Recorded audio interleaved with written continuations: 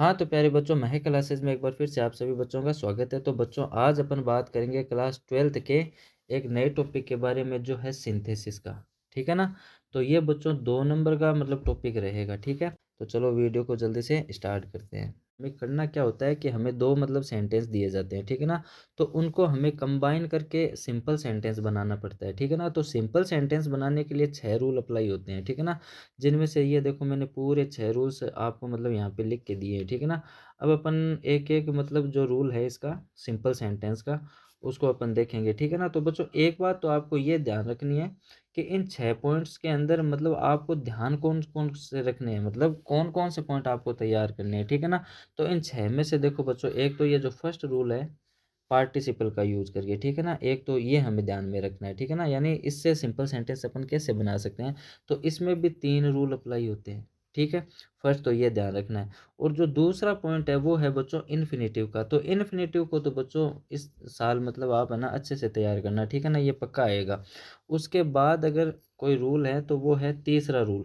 ठीक है ना? तीसरा है नाउन और फ्रेज इन अपोजिशन, इसका यूज़ करके। ठीक है ना? तो ये 3 रूल मतलब मैंने शुरुआत में ही लिखे हैं। तो इन 3 रूल को आपको मतलब एकदम अच्छे से तैयार करना है, क्योंकि ये पक्का आने वाला है। ठीक है ना? उसके बाद जो मतलब आगे वाला रूल है, चौथा रूल इतना मतलब कोई ख़ास नहीं है, तो फिर भी ये मैं आपको समझाऊँगा। और 5वाँ और छठा रूल आपको बिल्कुल भी नहीं पढ़ना है। ठीक है ना? तो ये 6 रूल में से आपको मतलब चौथा, 5वाँ और छठा, ये 3 रूल आप इस साल मत तैयार करो, कोई ज़रूरी नहीं है। ठीक है ना? लेकिन ये जो शुरुआती 3 रूल है ना, ये हमें मतलब तैयार करने हैं। ठीक है? तो फर्स्ट देखो, मैं आपको दूसरा और तीसरा रूल समझाऊँगा, क्योंकि इसका जो पहला रूल है वो अपन मतलब लास्ट में देखेंगे। ठीक है ना? क्योंकि इन्फिनिटिव का यूज़ मैं आपको पहले बता रहा हूँ, क्योंकि ये बहुत ज़्यादा सरल है। ठीक है ना? तो अगर आपसे मतलब सिंपल सेंटेंस बनाने का वो कह रहा है, ठीक है ना? तो आपको बच्चों इन्फिनिटिव का अगर यूज़ करना है, तो इसमें आपको ध्यान क्या रखना है, 2 सेंटेंस दिए जाते हैं, ये आपको पता ही है। ठीक है? फर्स्ट ये रहा, सेकंड ये रहा। तो इसके सेकंड सेंटेंस में आपको सिर्फ एक चीज़ देखनी है कि टू से वाक्य कहाँ मतलब शुरू हो रहे हैं। ठीक है ना? अभी सेकंड सेंटेंस में देखो, टू से देखो ये वाक्य शुरू हो रहा है, टू कैच द बस हो रहा है ना?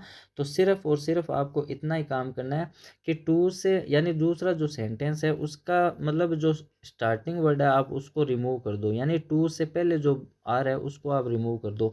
फिर पूरा वाक्य कंबाइन कर दो जो जो बच रहा है। जैसे फर्स्ट देखो, शी इज रनिंग फास्ट।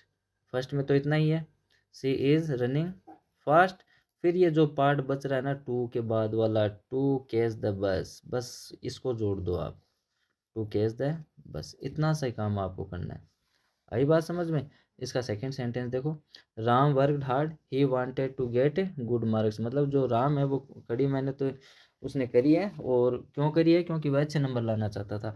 अब देखो दूसरा सेंटेंस देखो, कहाँ है टू, ये रहा। तो यहाँ से लेके इतना पार्ट बच रहा है, अब इससे पहले वाला पार्ट आप पूरा गायब कर दो। अब ये पूरा उत्तर कैसे हो जाएगा, Ram worked hard, Ram worked hard to get good marks. बस इतना ही काम करना है इन्फिनिटिव के अंदर। ठीक है? फिर बच्चों इसका जो तीसरा रूल है वो देखो, ये कह रहा है नाउन और फ्रेजेस इन अपोजिशन। अब इसमें बच्चों क्या होता है, जैसे सेंटेंस आपके सामने आएगा, आपको उसमें एक ही बात ध्यान मतलब देनी है। ठीक है ना? वो क्या है कि दोनों सेंटेंस के अंदर जो नाउन दिया हुआ होगा आपको, जो मेन नाउन दिया होगा, वो ही दूसरे में उसकी चर्चा हो रही होगी। कहने का मतलब दोनों सेंटेंस के अंदर एक ही शख्स की बात होगी, बस आपको ये बात ध्यान रखनी है।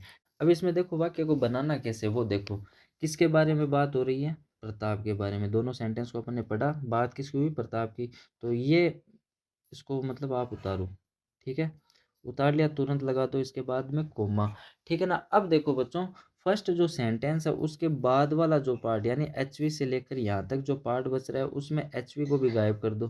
ठीक है ना? प्रताप, फिर जो पार्ट बच रहा है उसको उतारो, a powerful king, a powerful king. ठीक है? फिर से लगा दो इसके कोमा। ठीक है? अब जो बच गया दूसरा जो सेंटेंस है उसमें जो ये प्रोनाउन दिया हुआ है, क्योंकि ये यूज किसी के लिए हुआ है, प्रताप के लिए हुआ है, और इसको अपन ने यूज यहाँ पर ले लिया है, ले लिया ना? तो अब जो पार्ट बच गया बस उसको लास्ट में उतार दो, यानी कि फोर्ट, फोर्ट अगेंस्ट अकबर। ठीक है? ये इसका राइट आंसर हो जाएगा। दूसरा सेंटेंस देखो और अच्छे से समझ में आ जाएगा। अब देखो इसको पढ़ते हैं पहले अपन, क्या कह रहा है वाक्य, कि मतलब जो मिल्टन है was a famous English poet, यानी जो मिल्टन है वो एक बहुत ही प्रसिद्ध मतलब अंग्रेजी का कवि था। ठीक है। ही वाज ब्लाइंड, वह अंधा था, वह कौन? ये जो मिल्टन था ये। ठीक है ना। अब ये ही तो रिमूव होगा ही होगा। अब देखो जिसके बारे में बात हो रही है उसको पहले लिखो, मिल्टन लिख दिया, कोमा लगा दो। फिर देखो एचवी के बाद वाला सेंटेंस देखो बच रहा है, तो एचवी को आप रिमूव कर दो। इसके बाद क्या बचा? A famous, a famous English poet. ठीक है, फेमस इंग्लिश पोइट। ठीक है। फिर दूसरे सेंटेंस को प्रोनाउन के काटने के बाद जो बचा बस वो उतार दो, वाज ब्लाइंड। ये लो आपका मतलब जो सेंटेंस था वो बन गया। तो बच्चों ज़्यादा कुछ नहीं है, बस थोड़ा सा ध्यान रखना, ये ट्रिक्स है। अगर ऐसे सेंटेंस आ रहे हैं तो आपको ऐसे मतलब सिंपल सेंटेंस बनाना है। ठीक है। फिर उसके बाद जो बच्चों चौथा है एडवर्ब या एडवर्ब फ्रेजेस का यूज करके। तो इसमें देखो मैं आपको बता देता हूँ, एडवर्ब का मतलब क्या होता है? क्रिया विशेषण, यानी जो क्रिया की विशेषता बताई। ठीक है ना। तो इसमें आप ध्यान से एक बार वाक्य को पढ़ो, डू दिस वर्क, इस काम को करो, यू शुड नॉट डिले, तुम्हें मतलब देरी बिल्कुल भी नहीं करनी चाहिए। तो क्रिया की विशेषता किससे रिलेटेड हो रही है? डिले से, देरी से, इससे रिलेटेड हो रही है ना। तो बस इसी का यूज करना है। कैसे? कि do this work, do this work, इस काम को करो। अब एक वर्ड जोड़ो, विदाउट डिले, यानी विदाउट डिले, यानी कि बिना देरी किए हुए इस काम को करो, ऐसे बनाना है। ठीक है ना। यानी इस जो एडवर्ब है यानी क्रिया की जो विशेषता बता रहा है उस वर्ड को आपको यूज लेना है बस, और कुछ नहीं करना है। दूसरा सेंटेंस देखो, the teacher taught the lesson, जो टीचर है उसने हमें मतलब पाठ पढ़ाया। ही टोट इन ए हरी, उसने ये पाठ जल्दबाजी में पढ़ाया, जल्दबाजी में यानी इन हे हरी, ये पूरा इतना देखो। ठीक है ना। इन ए हरी, तो विशेषता क्या बता रहा है? हुरी। ठीक है ना। तो अब सेंटेंस को कैसे बनाएंगे? The teacher, the teacher taught the lesson, the teacher taught the lesson. अब ये जो हरी दे रखा है आप डायरेक्ट भी जोड़ सकते हो, वरना इसका दूसरा रूप लगा दो आप, हुरिडली। ठीक है, ऐसे कि मतलब जो टीचर था उसने हमें जल्दबाजी में पाठ पढ़ाया। ठीक है ना। ऐसे ही ये सेंटेंस बनाना है। अब बच्चों पांचवा और छठा पॉइंट आप बिल्कुल ही मत देखो। ठीक है ना। पांचवा छठा इसकी कोई ज़रूरत नहीं है, इससे सेंटेंस मतलब नहीं आने वाला है। अब देखो फर्स्ट जो सेंटेंस था बच्चों अपन उसकी बात करेंगे कि अगर पार्टिसिपल का यूज़ करना है तो अपन सिंपल सेंटेंस को कैसे बना सकते हैं। ठीक है ना। तो इनमें थोड़ा आपको ध्यान रखना है। तो पार्टिसिपल का यूज़ तीन टाइप से अपन कर सकते हैं, एक तो प्रेजेंट पार्टिसिपल, एक परफेक्ट पार्टिसिपल और एक पास्ट पार्टिसिपल। ठीक है ना। तो प्रेजेंट पार्टिसिपल का अगर आप यूज कर रहे हो तो उसमें क्या में करना है? वर्ब की फर्स्ट फॉर्म में आईएनजी लगाकर वाक्य को बनाना है। ठीक है। और अगर परफेक्ट पार्टिसिपल का यूज कर रहे हो तो आपको हैविंग प्लस वर्ब की थर्ड फॉर्म का यूज करना है। और अगर पास्ट पार्टिसिपल का यूज कर रहे हो तो कैसे बनाना है? वर्ब की थर्ड फॉर्म से बनाना है। अब कैसे बनाएंगे वो अपन रूल्स में चलते हैं। ठीक है ना। अब देखो फर्स्ट रूल क्या था? प्रेजेंट पार्टिसिपल यानी कि वर्ब में आईएनजी लगाकर। लेकिन अब इसमें ध्यान क्या देना है वो देखो। देखो बच्चों आप जैसे सेंटेंस को रीड करोगे ना तब आपको अपने आप ही पता चल जाएगा कि अपन मतलब कौन से पार्टिसिपल का यूज़ लें, इन्फिनेटिव का यूज़ लें, आपको पता चल जाएगा। जैसे इस सेंटेंस को देखो, you will turn to your left, जैसे ही आप अपने बाएं मुड़ोगे you will reach the post office, आप पोस्ट ऑफिस पहुंच जाओगे। अब इस वाक्य को बनाने से पहले बच्चों आप देखो प्रेजेंट पार्टिसिपल का अगर यूज कर रहे हो तो देखो मैंने दो बातें लिखी है वो बात ध्यान रखना। क्या? कि एक काम के बाद दूसरा काम होगा। अब देखो यहाँ पे आप मुड़े और यहाँ पे आप पोस्ट ऑफिस मतलब पोस्ट ऑफिस पहुंचे, दो बातें हुई ना, एक काम के बाद दूसरा काम हुआ। ठीक है ना। और इसका गैप आपको ध्यान रखना है, गैप कितना होना चाहिए? 0 होना चाहिए, यानी एक काम के बाद तुरंत दूसरा काम हो, यानी उसमें गैप बिल्कुल भी ना लगे। ठीक है ना। वो 0 के बराबर होना चाहिए। अब देखो ये सेंटेंस क्या कह रहा है? You will turn to your left, you will reach the post office, जैसे आप मुड़ोगे आप पोस्ट ऑफिस के सामने होगे या फिर पोस्ट ऑफिस पहुंच जाओगे। तो इसमें टाइम गैप 0 आ रहा है बच्चों। ठीक है ना। और एक काम के बाद दूसरा काम हो रहा है। तो इसमें करना क्या है? फर्स्ट जो सेंटेंस है उसकी जो वर्ब है, ठीक है ना, उसमें अपन क्या करेंगे? आईएनजी को लगा देंगे। कैसे? देखो ये रहा सब्जेक्ट, ये रही एचवी और ये रही वर्ब। तो इस वर्ब में अपन क्या करेंगे? आईएनजी लगा देंगे, यानी कि TURNING, इसमें आईएनजी लगाया। अब मतलब ये वर्ब नहीं रही है। ठीक है ना। टर्निंग टू योर लेफ्ट, अब जो बाकी बच रहा है उसको साथ में लिखो, टर्निंग टू योर लेफ्ट, अब कॉमा लगा दो, यू विल रीच, अब पूरा ये सेंटेंस उतार दो, you will reach the post office, आप पोस्ट ऑफिस पहुंच जाओगे, यानी कि बाएं मुड़ते ही आप पोस्ट ऑफिस पहुंच जाओगे, ये अर्थ इसका मतलब बनेगा। दूसरा सेंटेंस देखो, ही सा ए लोयन, उसने एक शेर देखा। ही क्लाइम्ड अप दैट ट्री, वो पेड़ पर चढ़ गया। ठीक है ना। अब देखो दो काम हुए, फर्स्ट तो क्या हुआ, उसने शेर को देखा, और दूसरा क्या हुआ, वो पेड़ पे चढ़ा। अब ये तो है नहीं कि अगर उसने शेर को देखा है तो वो उसके सामने जाएगा या उसके पास खड़ा होगा, ऐसा तो होगा नहीं। ठीक है ना। अब वो उसने शेर को देखा और तुरंत वो पेड़ पर चढ़ गया। ठीक है ना। तो इसमें टाइम गैप जो है वो क्या आया, बिल्कुल जीरो आया। ठीक है ना। तो ऐसी सिचुएशन में अपन क्या करते हैं, पार्टिसिपल का यूज करते हैं, और कौन सा, आईएनजी लगा के। ठीक है ना। तो अब इसमें पहले सेंटेंस में ध्यान से देखो, ये रहा सब्जेक्ट। अब सब्जेक्ट के बाद आती है एचवी। अब एचवी नहीं आई है तो इसका मतलब वर्ब पे हमें ध्यान देना है। तो सा बच्चों सी की फर्स्ट सेकंड फॉर्म होती है। ठीक है ना। तो अब इसको अपन फर्स्ट फॉर्म बनाएंगे एच डब्ल्यू और उसमें लगा देंगे आईएनजी, तो ये बन गया सीइंग। फिर ये जो पार्ट बच रहा उतारो, सीइंग ए लोयन। ठीक है। उसके बाद लगा दो कोमा, फिर पूरा सेंटेंस दूसरा जो है, ही क्लाइम्ड अप द ट्री, पूरा उतार दो, ही क्लाइम्ड अप द ट्री, वह पेड़ पर चढ़, यानी एक शेर को देखकर वो पेड़ पर चढ़ गया। तो ऐसे सेंटेंस हो जाएगा बच्चों। ठीक है। फिर अगला एक सेंटेंस और देखो, Ram enter the room, Ram मतलब कमरे में गया। ही सा ए स्नेक, उसने एक सांप देखा। अब एक काम के बाद दूसरा काम, एक तो वो कमरे में गया और दूसरा काम क्या हुआ, उसने सांप को देखा, और टाइम गैप जो था वो जीरो था। ठीक है ना। तो अपन क्या करेंगे, जो मतलब सेंटेंस है फर्स्ट, उसकी वर्ब को देखो आप, एचवी तो दी नहीं हुई है तो वर्ब ध्यान दो। तो वर्ब कौन सी है, इंटर। तो इसकी फर्स्ट फॉर्म क्या होती है, इंटर, और उसमें क्या लगा देंगे अपन, आईएनजी। तो ये बन जाएगा इंटरिंग। फिर जो बच रहा उतारो, the room, entering the room. ठीक है। फिर लगा दो कोमा और पूरा दूसरा सेंटेंस उतार दो, ही सा ए स्नेक, ही सा ए स्नेक। ठीक है। ये लो सेंटेंस बन गया। फिर इसका दूसरा जो पॉइंट था वो था परफेक्ट पार्टिसिपल। अब परफेक्ट पार्टिसिपल में बच्चों क्या होता है, हैविंग प्लस वर्ब की अपन थर्ड फॉर्म का यूज करते हैं। अब प्रेजेंट पार्टिसिपल और परफेक्ट पार्टिसिपल में कोई ज़्यादा अंतर नहीं है, बस फ़र्क एक ही है कि उसमें मतलब जो समय का जो गैप था वो जीरो था, लेकिन इसमें समय गैप क्या होगा, ज़्यादा होगा। बस इतना ही फ़र्क है। जैसे देखो, ही फिनिश्ड हिज वर्क, उसने अपना काम किया। ही वेंट होम, वो घर चला गया। अब एक बात दिमाग लगाओ कि मतलब ठीक है, एक काम के बाद दूसरा काम हुआ, यानी उसने अपना काम किया फिर वो घर गया, तो दो क्रिया हुई ना। फिर अब इसका टाइम गैप देखो, जीरो है या नहीं है।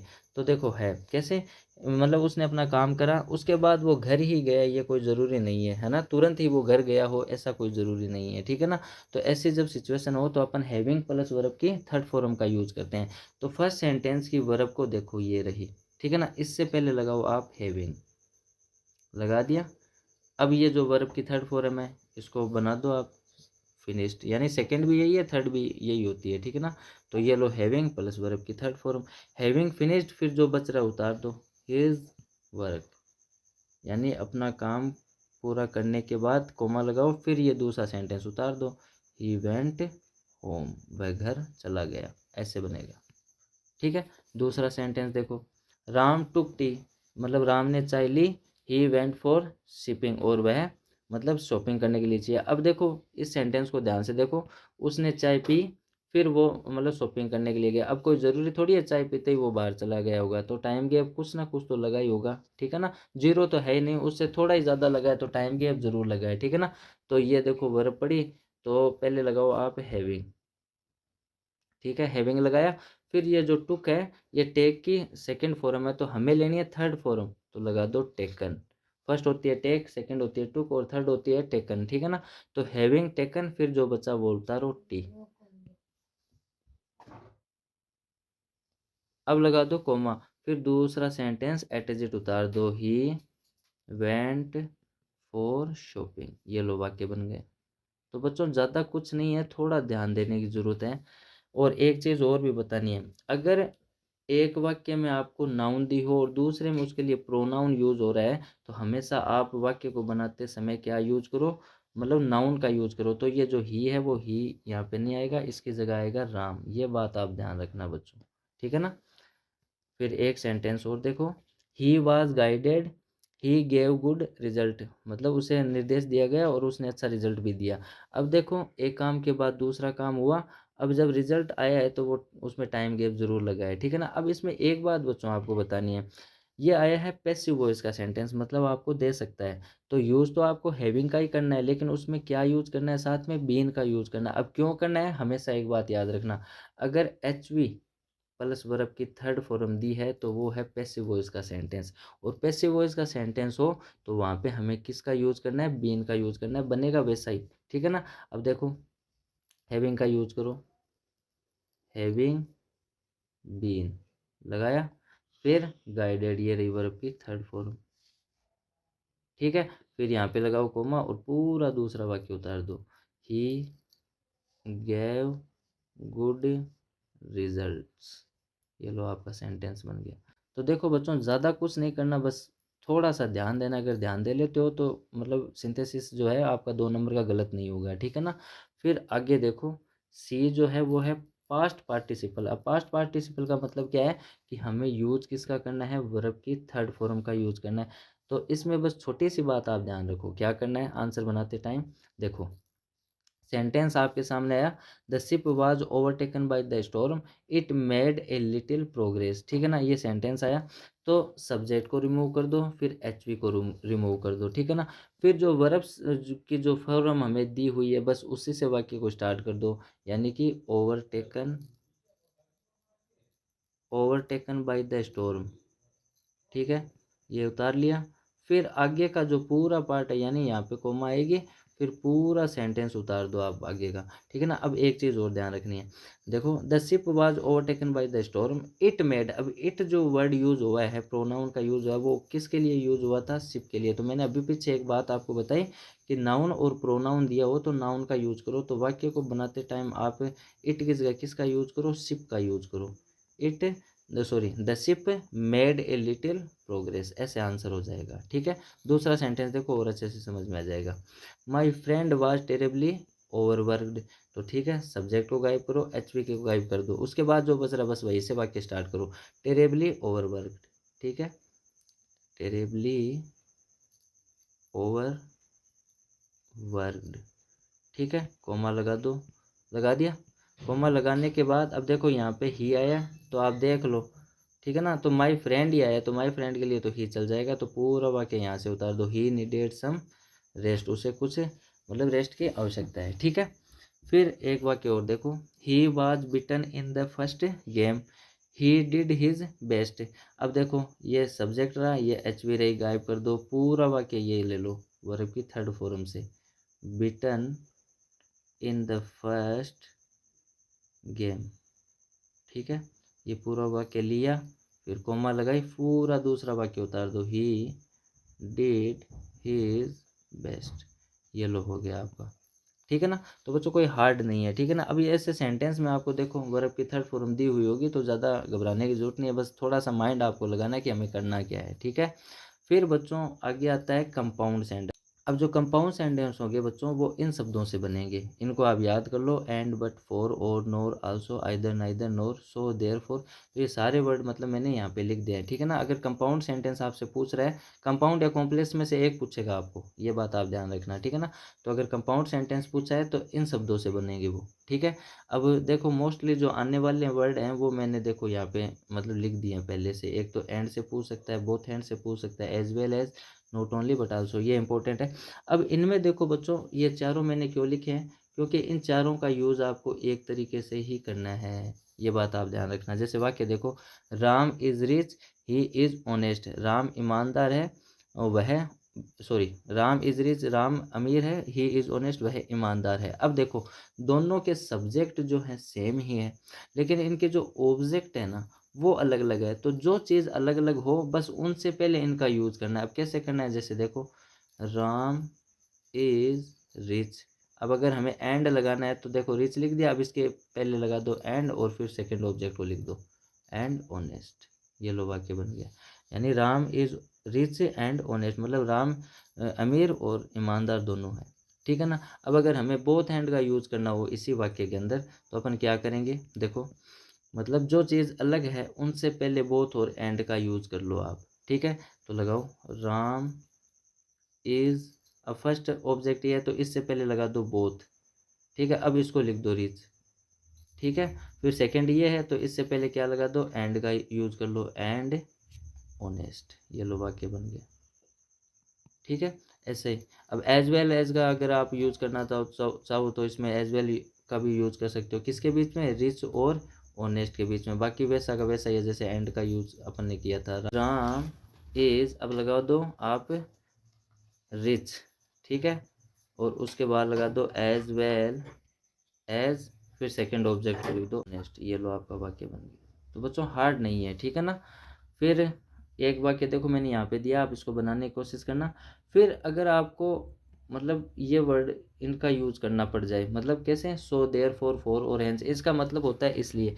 अगर इनका यूज कर रहे हो तो वाक्य के अंदर आपको क्या चीज़ मिलेगी? परिणाम मिलेगा, रिजल्ट मिलेगा। कैसे? जैसे देखो, ही यूज्ड ऑल हिज एनर्जी, उसने अपनी सारी ताकत लगा दी। ही बीकेम चैंपियन, और वो क्या बन गया? चैंपियन बन गया। अब देखो इसका परिणाम क्या निकला, यानी उसने मतलब अपनी पूरी पावर लगाई और उसका परिणाम क्या निकला कि वो चैंपियन बन गया, ठीक है ना। तो इसमें कुछ नहीं करना बच्चों, फर्स्ट सेंटेंस लिखा और दूसरे सेंटेंस के बीच में इसको मतलब सो, देयर फॉर या हेंस, इसमें से किसी का भी यूज कर लो और फिर सेकंड वाक्य को उतार दो। बस इतना सही काम आपको करना है, ठीक है। या फिर दूसरा सेंटेंस देखो, the principal is very dull, there is no discipline in school, की जो मतलब स्कूल का जो प्रिंसिपल है अगर वो ही डल है, देखो है ना, वो डल बता रखा है, यानी वो मंद बुद्धि है, तो फिर डिसिप्लिन तो होगा नहीं। अब इसका रिजल्ट क्या निकला कि मतलब प्रिंसिपल के डल होने की वजह से उसका परिणाम क्या हुआ कि स्कूल में कोई भी अनुशासन नहीं है। तो बस इस पॉइंट को हटा दो यहाँ पे, सो देयर फोर या फिर जो हैंस, आपको जो भी मैंने ऊपर 4 वर्ड लिखे उनमें से आप किसी का भी यूज कर लो। यानी फर्स्ट सेंटेंस को उतारा, यहाँ पे सो लगा दो या फिर देयर फोर लगा दो, ठीक है, या फिर हैंस लगा दो और फिर दूसरा सेंटेंस है मतलब जैसा का जैसा उतार दो। बस इतना ही काम करना है, ठीक है। फिर बच्चों अगला जो है, और, अदरवाइज, एल्स, आइदर और, नाइदर और, इसका भी आप यूज करके वाक्य को बना सकते हो। जैसे वर्क हार्ड, कड़ी मेहनत करो, यू विल फेल। तो अब इसमें सेंस देखो क्या आ रहा है, किसका आ रहा है कि कड़ी मेहनत करो वरना तुम क्या हो जाओगे? फेल हो जाओगे। तो अपन किसका यूज कर लेंगे? अदरवाइज का, यानी कि वर्क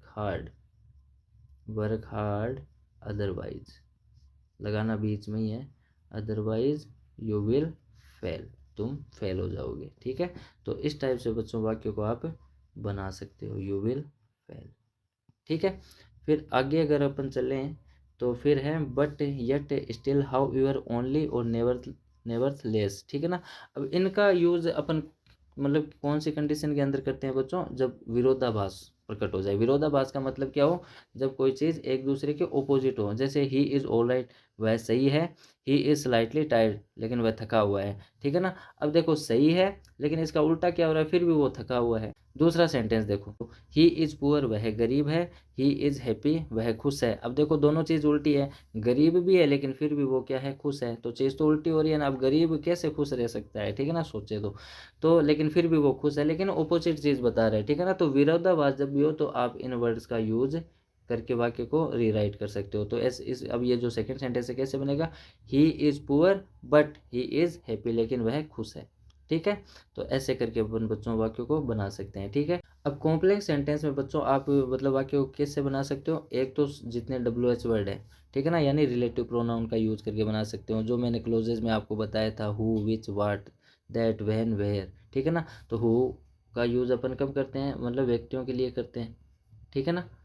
जैसे इसका सेंटेंस देखो, सेंटेंस से समझ में आएगा। और फिर मतलब और भी कुछ वर्ड्स हैं, देखो रिलेटिव एडवर्ब का यूज़ करके आप बना सकते हो, सबऑर्डिनेटिंग कंजक्शन का आप यूज़ करके बना सकते हो। तो ये सारे वर्ड बच्चों मैंने यहाँ पे लिख दिए हैं, ठीक है ना। तो कोई हार्ड नहीं है, बस थोड़ा आपको ध्यान देने की ज़रूरत है। जैसे ये फर्स्ट सेंटेंस देखो, आई मेट ए मैन, मैं एक आदमी से मिला, ही वॉज ब्लाइंड, वह अंधा था। अब देखो इसमें आप हु का यूज़ करके वाक्य को बना सकते हो, क्यों? क्योंकि इसमें व्यक्ति की बात हो रही है, ठीक है ना। तो अब हु का अगर आप यूज़ कर रहे हो तो हु से अपन वाक्य को कैसे रीराइट करते हैं कि सेकंड सेंटेंस के अंदर अगर सब्जेक्ट की जगह अगर आपको 3 शब्द ये मिल रहे हैं, ही, शी और दे, तो इनको आपको रिमूव करना है, ठीक है, और इनकी जगह क्या लगाना है? हु लगाना है। तो ये रहा सेकंड सेंटेंस। अब ही की जगह अपन ने हु ले लिया और पूरा वाक्य बाद का उतार दिया। अब ये एक टुकड़ा बन गया ना। अब हमें क्या करना है? अब हमें ये पता लगाना है कि ये जो ही था फर्स्ट सेंटेंस के सब्जेक्ट के लिए आया या फिर ऑब्जेक्ट के लिए आया। अगर सब्जेक्ट के लिए आया है तो अपन सब्जेक्ट के साथ जोड़ेंगे वाक्य को, और अगर मेन के लिए आया है तो अपन मतलब यानी ऑब्जेक्ट के लिए आया है तो ऑब्जेक्ट के साथ जोड़ेंगे। तो देखो ये ही किसके लिए आया है? ऑब्जेक्ट के लिए आए। कैसे? आई मेट ए मैन, मैं एक आदमी से मिला। ही वाज ब्लाइंड, ही कौन? ये आदमी। तो इसका मतलब ऑब्जेक्ट के लिए जब भी आए तो पहला सेंटेंस एटजेक्टिव उतार दो। I met a man who was blind, ये लो वाक्य बन गया। ठीक है। दूसरा सेंटेंस देखो, you gave me a book it is very interesting. तो इसके में आप किसका मतलब यूज करोगे? विच का यूज कर सकते हो, क्योंकि इसमें थिंग की बात हुई है, वस्तु की बात हुई है किताब की, इसमें व्यक्ति की बात नहीं हो रही है। तो इस पे अपन मतलब विच का यूज कर सकते हैं, दैट का भी यूज कर सकते हैं, क्योंकि दैट सबके लिए आता है। ठीक है ना। तो विच का जब यूज करते हैं तो सेकेंड सेंटेंस में हमें कौन से वर्ड को ध्यान में रखना होता है? इट को। तो ये इट तो हो जाएगा रिमूव। अब ये इट किसके लिए आया?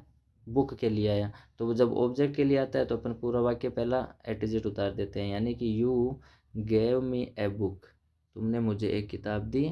विच लगाओ, क्योंकि इट तो कट गया, और पूरा वाक्य ये उतार दो, is very interesting, is very interesting. तो ऐसे करके बच्चों मतलब आपके वाक्य आएंगे। तो आपको ज़्यादा कोई टेंस मतलब लेने की ज़रूरत नहीं है, बस थोड़ा सा ध्यान दो बच्चों। अच्छे से अगर आप पढ़ते हो तो मतलब आपका ये जो सिंथेसिस है 2 नंबर का बिल्कुल भी गलत नहीं होगा। अब अपन नेक्स्ट पार्ट में मिलते हैं, तब तक के लिए बाय।